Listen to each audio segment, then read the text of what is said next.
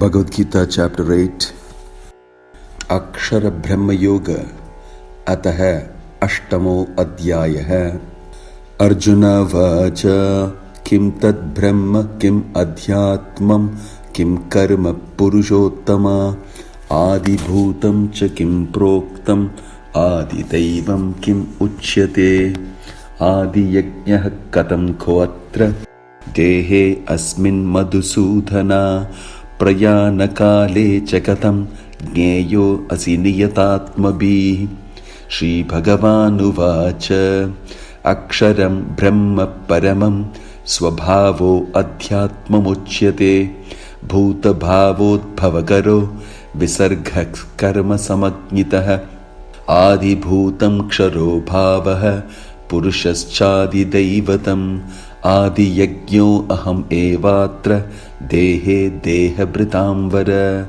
Antakale Cha Mam Eva Smaran Muktva Kalevaram Yaprayati Samadbhavam Yati Nasti Atra Samshayah Yam Yam Vapi Smaran Bhavam Tyajati Ante Kalevaram Tam Tam Evaiti Kaunteya Sada Tadbhava Bhavitaha Tasmat Sarveshu Kaleshu Mamanusmara Yudhyacha Mayarpitamano Buddhir Mam Evaishyasi Asamshayah Abhyasa Yoga Yuktena Chetasana Anyagamina Paramam Purusham Divyam Yati Parthanu Chintayan Kavin Puranam Anushasitaram Anor Aniyamsham Anusmaredyah Sarvasya Dhataram Achintya Rupam Aditya Varnam Tamasah Parastat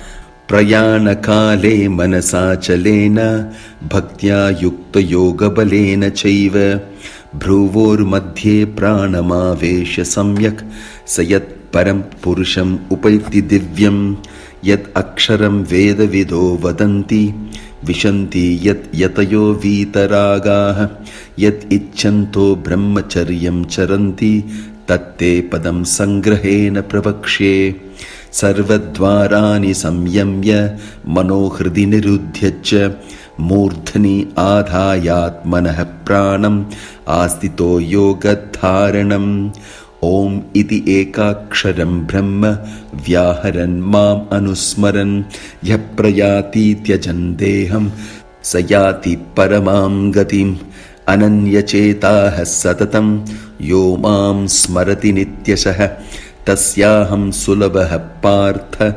nityayuktasya yoginah mam upetya punarjanma Dukkhalayamashashvatam Napnuvanti Mahatmanah Samsiddhim Paramam Gataha Abrahma Bhuvanah Lokah Punar Avartino Arjuna Mamupetya tu Kaunteya Punarjanmana Vidyate Sahasra Yuga Paryantam Aharyat Brahmano Viduhu Ratrim Yuga Sahasrantam Te Ahoratra Vido Janah Avyaktat Vyaktayah Sarve Prabhavanti Ahar Agame Ratri Agame Praliyante Tatraiva Vyakta Samajñake Bhutagramah sa evayam bhutva bhutva praliyate ratri agame avashah partha prabhavati ahar agame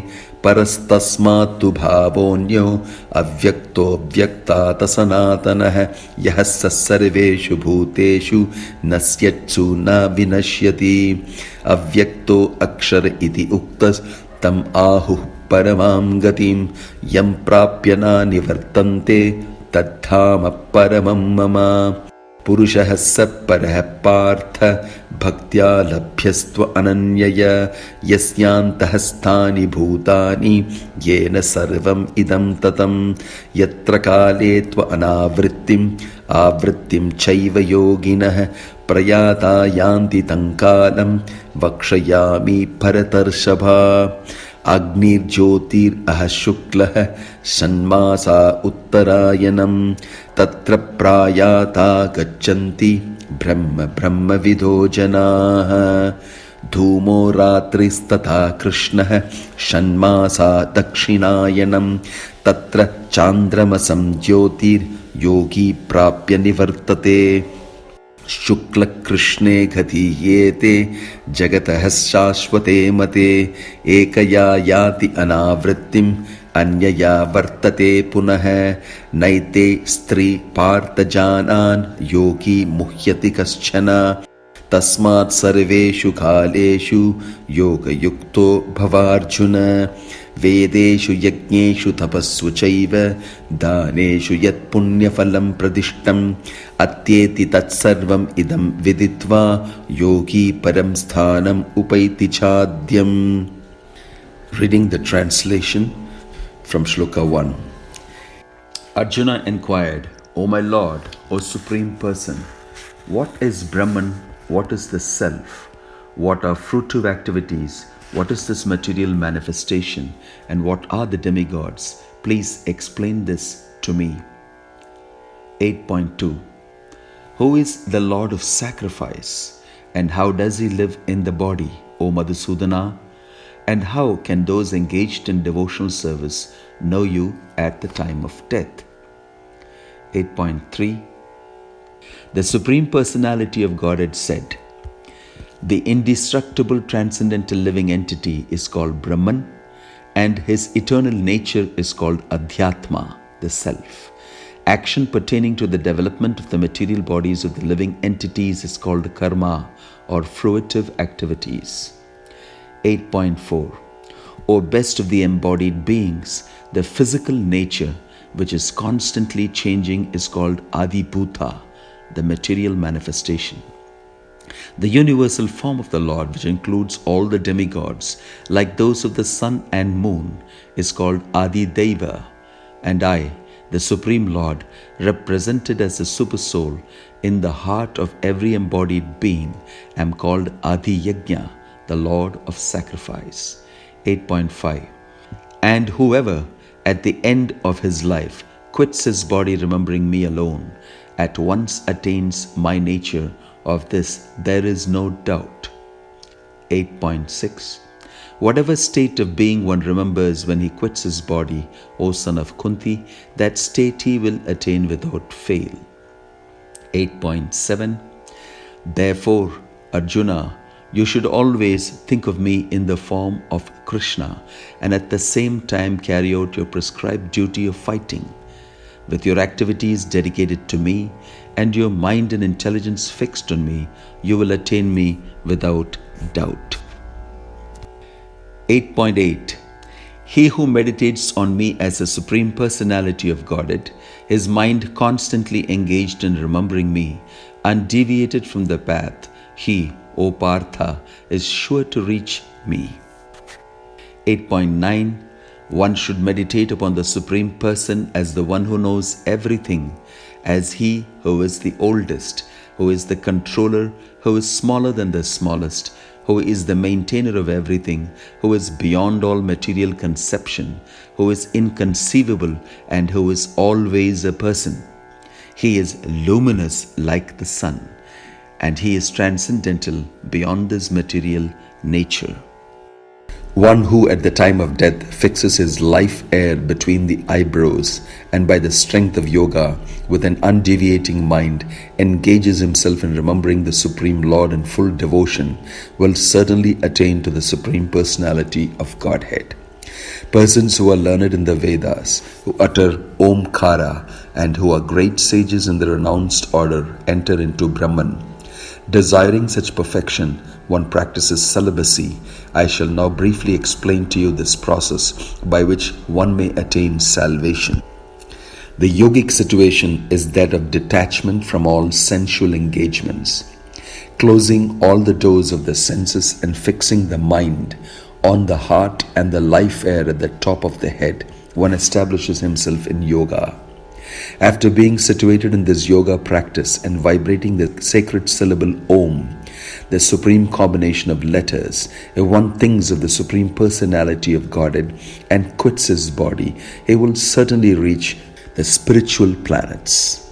For one who always remembers me without deviation, I am easy to obtain, O son of Pritha, because of his constant engagement in devotional service. After attaining me, the great souls who are yogis in devotion never return to this temporary world, which is full of miseries because they have attained the highest perfection. 8.16 From the highest planet in the material world down to the lowest, all are places of misery, wherein repeated birth and death take place. But one who attains to my abode, O son of Kunti, never takes birth again. By human calculation, 1,000 ages taken together form the duration of Brahma's one day, and such also is the duration of his night. At the beginning of Brahma's day, all living entities become manifest from the unmanifest state, and thereafter, when the night falls, they are merged into the unmanifest again. Again and again, when Brahma's day arrives, all living entities come into being, and with the arrival of Brahma's night, they are helplessly annihilated. Yet there is another unmanifest nature which is eternal and is transcendental to this manifested and unmanifested matter. It is supreme and is never annihilated. When all in this world is annihilated, that part remains as it is. That which the Vedantists describe as unmanifest and infallible, that which is known as a supreme destination, that place from which having attained it one never returns, that is my supreme abode. The Supreme Personality of Godhead, who is greater than all, is attainable by unalloyed devotion. Although he is present in his abode, he is all-pervading and everything is situated within him. O best of the Bharatas, I shall now explain to you the different times at which, passing away from this world, the yogi does or does not come back. Those who know the Supreme Brahman attain that Supreme by passing away from the world during the influence of the fiery god in the light at an auspicious moment of the day, during the fortnight of the waxing moon, or during the 6 months when the sun travels in the north. 8.25 The mystic who passes away from this world during this smoke, the night, the fortnight of the waning moon, or the 6 months when the sun passes to the south, reaches the moon planet but again comes back. According to Vedic opinion, there are 2 ways of passing from this world, one in light and one in darkness. When one passes in light, he does not come back, but when one passes in darkness, he returns. Although the devotees know these 2 paths, O Arjuna, they are never bewildered. Therefore, be always fixed in devotion. A person who accepts the path of devotional service is not bereft of the results derived from studying the Vedas, performing sacrifices, undergoing austerities, giving charity, or pursuing philosophical and fruitive activities. Simply by performing devotional service, he attains all these, and at the end he reaches the supreme eternal abode. Thus end the Bhaktivedanta translations to the 8th chapter of the Srimad Bhagavad Gita in the matter of attaining the Supreme. These are readings from the Bhagavad Gita as it is, with commentaries by His Divine Grace A.C. Bhaktivedanta Swami Srila Prabhupada. I am Bhakti Vinoda Swami, your servant. Hare Krishna, Krishna Krishna, Hare Hare,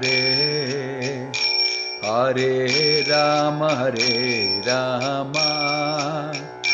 Rama Rama, Hare Hare. Hare Krishna.